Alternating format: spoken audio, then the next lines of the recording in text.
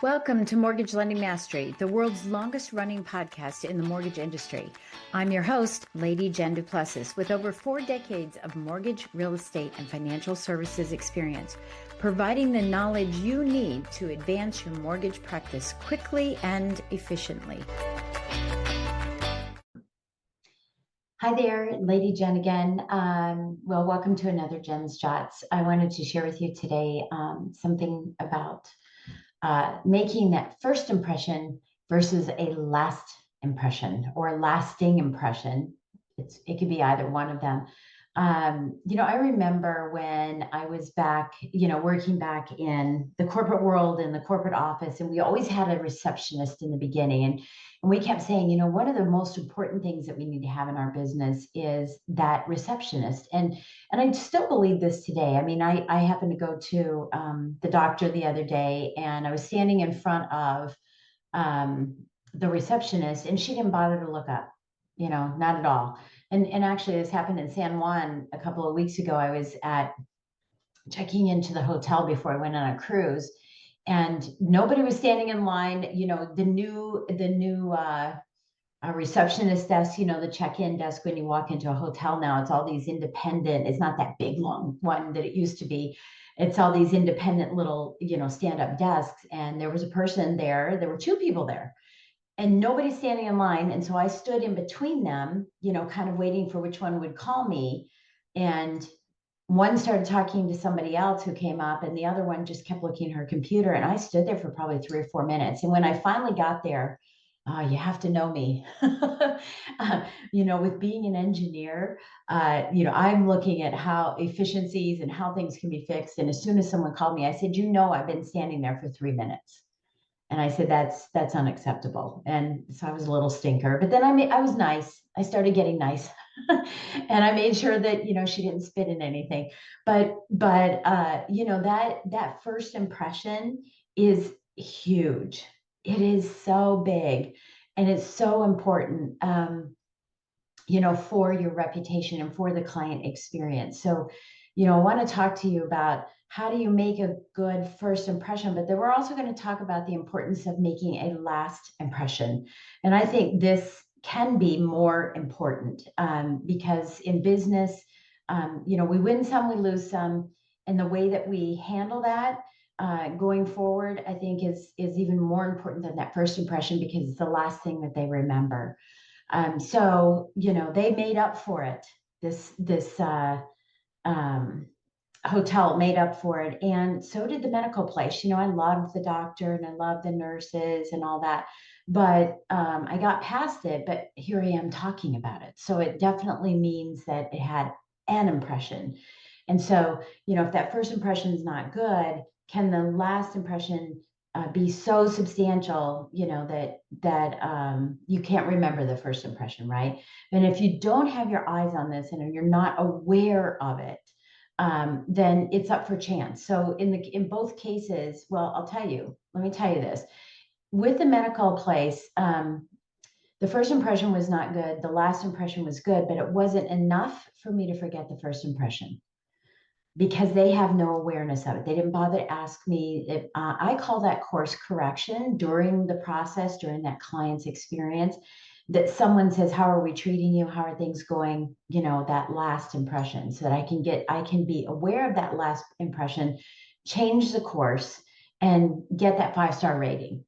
Now, in the case of the hotel, while I was at the hotel, and you've probably all experienced this as well, that you'll get a text from the hotel now saying, hey, how's your stay? I'm your concierge, etc. And I got that text and I'm pretty forward about everything. I said, well, actually, it's not been that good. Well, I got a knock on the door. I happened to be in the room. I got a knock on the door, and I don't know how they knew that. Like, do they know when you swipe your card that you're in the room? Got a knock on the door, and it was a concierge, and he said, I got your text, and I just want to apologize for that. I've talked to people at the front desk, and I just want to offer you a complimentary dinner or breakfast, I can't remember what it was, which we couldn't take advantage of because we were leaving on the cruise. But I just want to offer that to you, and I want you to know I heard you. Well, see, that leaves a different last impression because that's course correction.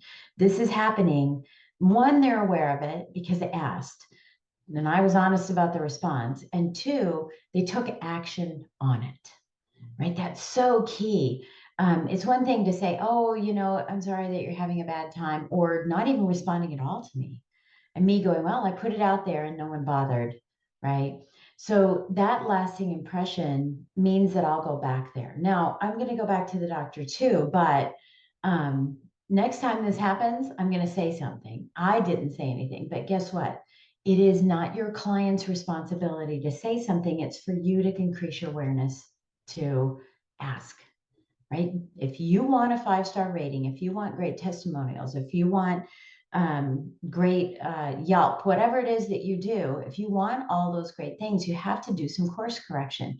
At high-end restaurants, the manager always comes over and says, how's everything going? Are we treating you okay? And if and we're like, oh, well, we need some water. They're like, bring me some water. We need some water right now, right? That's the course correction. You don't find that in a diner. Yeah. So if you want to be an elite business, which is what I coach on, right? Becoming that elite business that isn't superficial, isn't skimming, isn't casual about their business. They're really clear about the character and the reputation and being an expert and wanting to serve at a highest level. Then you need to increase the awareness in your business, regardless of where your business is. You might be a startup. You might be a seasoned business owner and there's just something missing, or maybe you want to look to enhance the client experience so that you can create a revolving door of referrals coming back to you. Because when the last impression is good, they tell everybody. When the first impression isn't good, they tell everybody, right? That's how it goes. So it's important to have that first impression. It's important to have the awareness, have that keen awareness and putting this into your system, into your process, your standard operating procedures, to put this in, to have that check-in. I had it when I was in the mortgage business. I had a check-in that was just, hey, what's keeping you up at night? What is it that is concerning you about the process? Are we taking care of you? Has everyone been responsive? Has everyone been cordial? What can we answer for you next so that we can help you?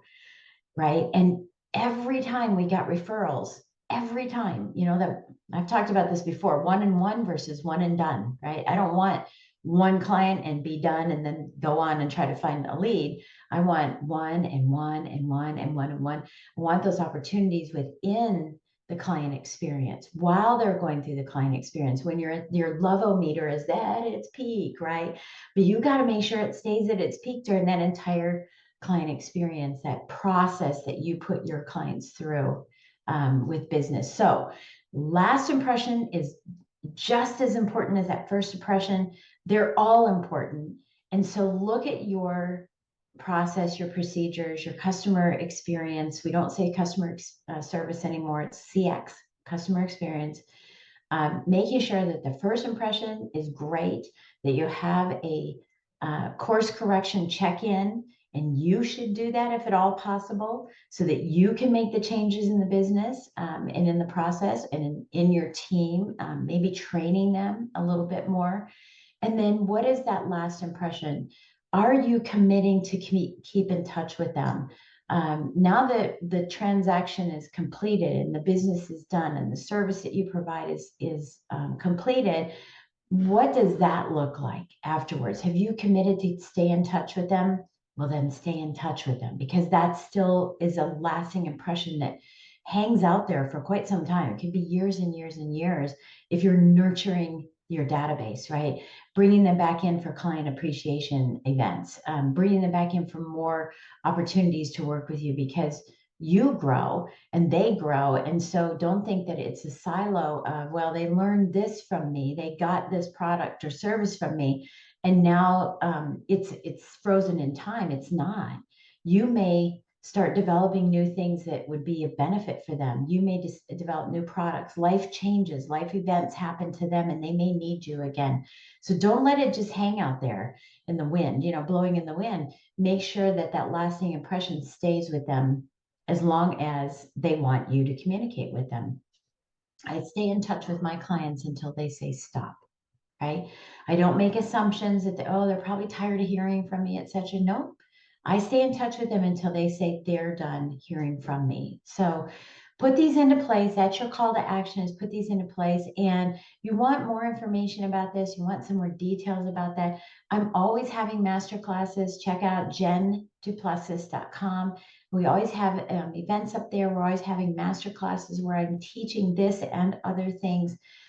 Or just go to chatwithjen.com, schedule time to meet with me so that we can talk about what the future might look for you in working with me. And I look forward to catching you on the next episode.